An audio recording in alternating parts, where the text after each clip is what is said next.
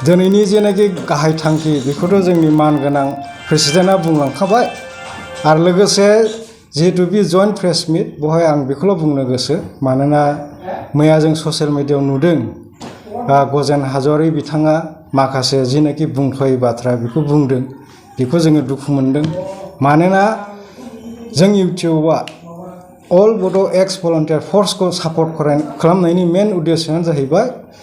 बिथांमोना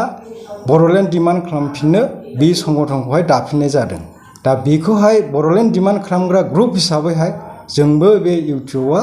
बिथांमोनखौ सापर्ट होदों आरो बिथांमोना जि खामानि मावदों बेवहाय इउनाइटेड ट्राइबेल अर्गानाइजेसन आसामा सब समय बिथांमोनजों दं आरो जोङो दिल्लीयावहाय जेनाखि खनब्रै बिथांमोननि दैदेननायाव थांबाय बेवहाय प्रत्येक बारावनो प्रथमबारावल' इउटिउबआ सहैयाखै खिन्थु खनथामसिम जाबाय जोङो बिथांमोनजों ज' थांनानै दिल्लीयावहाय मेम'रेन्डाम साबमिट खालामनाय लोगोसे माखासे मिनिस्टारफोरखौ जों लोगो लानो हादों दा गजेन हाज'रिया जिनाखि मोनसे प्रग्राम जानायनि सोमोन्दैहाय खोथाखौ बुंदों जेरावनाखि बनसुनि दैदेननायाव मोनसे सावरायमेल जादोंमोन बेवहाय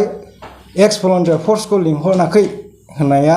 एसे भुल जादों मानोना एक्स भलन्टियार फर्सखौहाय लिंहरदों एक्स भलन्टियार फर्सनिफ्राय अलरेडि बेवहाय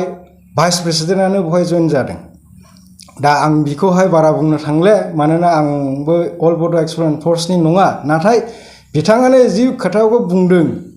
अल बड' एक्स भलन्टियार फर्सआ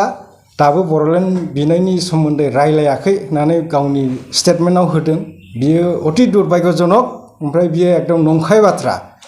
मानोना अल बड' एक्स भलन्टियार फर्स जोनोम जाफिननायनि खारनानो जाहैबाय बड'लेण्ड सेपारेट स्टेट अल बड' एक्स भलन्टियार फर्सनि दैदेननायाव बड'लेण्ड डिमान्डआ जिनाखि जागायफिनबायमोन दा बेवहाय मोनसे संगठना माने आन्दलनखौ सालायलांनो हागोन डिमान्डखौबो होनो हागोन नाथाय जुदि जयैहाय बर'नि जेसेबां संगठन आरो लोगोसे गुबुन गुबुन ट्राइबेल संगठनफ्रा जयै जुदि खामानिखौ मावोब्ला साबसिन जागोन होननानै जों फोथायो आरो बे लामाखौनो जोङो माबा मोनसे रायलायलायनानैहाय कअर्डिनेसन कमिटि बा माबा मोनसे कमिटि बानायनो हायो नामा होननानै जों बेखौहाय बनसु बा जनजातीय सुरक्षा परिषद सिनियर सिटिजेन फराम जोंनि इउटिउबए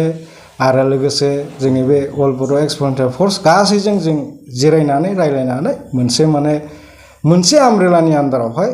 जों कअर्डिनेसन कमिटि दानानै जोंनि जेनाखि आन्दलन जेनाखि बड'लेण्ड डिमान्ड सेपारेट स्टेट बेखौ जोङो कन्टिनिउ लांबाय थागोन जिहेतु जोंथ' अलरेडि बड'फा उपेन ब्रह्मनि समनिफ्रायनो जोङो आन्दलन खालामबोबाय आन्दलन खालामै खालामै जोंनि मेगननि गेजेरजोंनो जों नुबोबाय जे खनथाम सुक्ति जाबाय बड'लेण्डनि थाखाय नाथाय बेवहाय जोङो दिनैसिम बड'फा उपेन ब्रह्मनि जेनाखि सिमां लोगोसे जोंनि जेनाखि सिमां जेनाखि 20 लाख बर'फोरनि सिमां बड'लेण्ड सेपारेट स्टेट दिनैसिम बियो जाफुङाखै दा बिनिखायनो जोङो बे बड'लेण्ड सेपारेट स्टेटना जेन कन्टिनिउ जाबाय थायो जोङो